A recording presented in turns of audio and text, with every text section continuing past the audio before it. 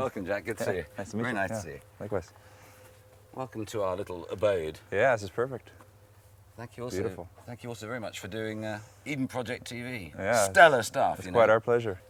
So I understand that tomorrow night you're in front of 150, 170,000 people. Hope not that many, is it? Well, I think it's Don't scare me. scary shit. Yeah.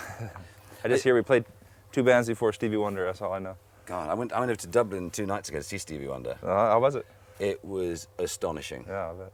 I mean, astonishing. The guy, I mean, you know he's blind and all the rest of it, but he performs as if he isn't. But the Irish, they love singing, as you know. And so you hardly heard him because you had all these people just singing. Yeah. It's very emotional, actually. And he then sort of went off stage and was escorted off stage, and people chanted, and he came back and said, I don't know anymore. And then he walked off. Which is great. I was very, very, very interested to see a lot of the stuff that you've been doing environmentally, sort of, in Hawaii. Sure. I think it has so much to do with my wife, to be honest. She's been there with me the whole time. And as soon as we started getting a lot of attention from the music thing, she really saw the chance for us to be raising money for good causes. And then we started realizing we could, back home in Hawaii, start doing things to raise money for the kids in the schools. And my wife taught for 4 years. And so I don't want to blame it all on her, but she was definitely a huge part. Sometimes I'll get in a conversation and be like, that sounds a great idea, let's do that. And then the next day I'll be kind of off surfing or doing whatever. And my wife's the one that has the focus and says, okay, well, I made this little, checklist of the things we were talking about, and let's start going over that. And so a lot of the, the praise I get for the work we've done with environmental stuff, it's really has a lot to do with my wife and her kind of taking the spotlight that's on us and shining it on other groups that are doing such good things. But anyways, hopefully that starts to answer your question. No, well, it's my wife's fault. It's your wife's fault. Yeah. No, it's very impressive because, I mean, looking at the website for the, I don't know how you pronounce it, Kaiku Foundation? Kokua Hawaii Foundation. Hawaii Foundation. I was struck by the fact that whereas an awful lot of charitable work becomes quite mumsy, if you know what I mean, it sort of feels as if it hasn't got a philosophy behind it. I got fascinated by it, so I kept reading in the back pages, and I saw a very distinctive set of building blocks going in with the educational programs to produce. Is it the Aina? The first time Aina in schools. Yeah, Aina stands. It means land in Hawaii, and the acronym is actively integrating nutrition and agriculture in schools. Well, that was very, very impressive. But behind it, all that stuff about not spending so much money at Christmas, being more, but it's presented in a way which I think is very important. It doesn't feel austere, it feels fun. Because one of the criticisms of the environment movement, as you know, is that you wouldn't really want to be stuck on a desert island with an environmentalist. Yeah, do you know what I mean? That for sure. Yeah. And a lot of the, and probably rightfully so, I mean, with how it's been done in the past is, all these environmental topics are great to think about once you can afford to think of it. It's like if a place becomes affluent enough, then they can afford to think about these environmental topics. But I wasn't raised in a way where that was the thing. It was so much more with all the things that inspired me to want to do this stuff were going on camping trips with my dad and being in situations where I'd be hiking in a valley and then coming down and fishing for dinner and then going on a Hawaiian sailing canoe to the next valley and just having nothing with us. And it was the best few weeks of my life. Every summer we do that on a different outer island in Hawaii. And it had so much more to do with having these really significant experiences out in nature with nothing, none of the stuff. And then one day, wanting to take my kids on the same camping trips and realizing that you have to put energy back into this stuff. Really, once you get to the point where you have the ability to help out, you have to do it. And so I think, thanks for the compliment on the foundation, because we try to make it all fun. We try to make it where it's not scary for the kids. It's actually about getting them out into nature, making this connection real young. And with that program in particular, it's about making the connection with their food, where their food comes from, because it all started, we heard this stat that 85% of our food is shipped into Hawaii, and it's like we could grow anything there.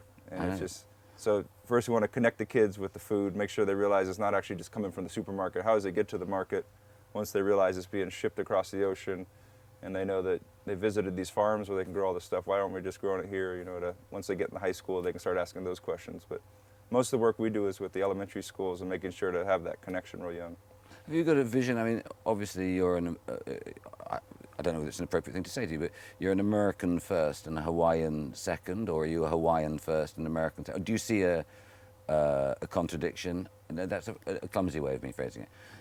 When you think of yourself, how do you visualize yourself? Do you see yourself as an islander with feelings of the need to reconnect people to nature so that you get the desire to be independent and self-sustaining in your fellow islanders? Sure, yeah. Well, I feel, Hawaii is a great little chance to have this microcosm, just being that it is isolated from a lot of the world. It is an island to itself, and in a way we could, not only with the food, but also with renewable energy, with wind energy and solar energy and wave energy. There's so much potential there, and we haven't tapped into a lot of it, but it seems there's so much potential.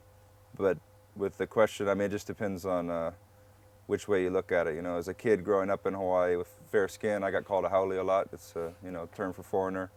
So it's confusing at times. There was times where you weren't sure. It was trying to figure out who I was growing up there. It was a local haole, so it's somebody who's from there, but your roots don't go back more than a few generations. But when you see the websites, you are spoken of as part of the family, though, aren't you? Now. Yeah, we work with a lot of the Native Hawaiian farmers, and so much of what we're trying to not so much teach, but expose kids to by taking them to the farms and letting them learn from the people who are truly knowledgeable about it, is this idea of the ahapua'a, which is it's from mountain to the ocean. It's the way the land was divided up so that every group had all the resources they need, and it was almost like if you took an island and you sliced it as if you're slicing a pie. And so every ahapua'a would have a stream, and so you could, you'd have all the resources from the top all the way down to actually going out in the reef that's out in front of that area. You were allowed to fish in that area, but that alone, and the next one belonged to a different group. And so it was really just these little sustainable cultures all the way around the island. And so much of what we're trying to do is just pass along that knowledge.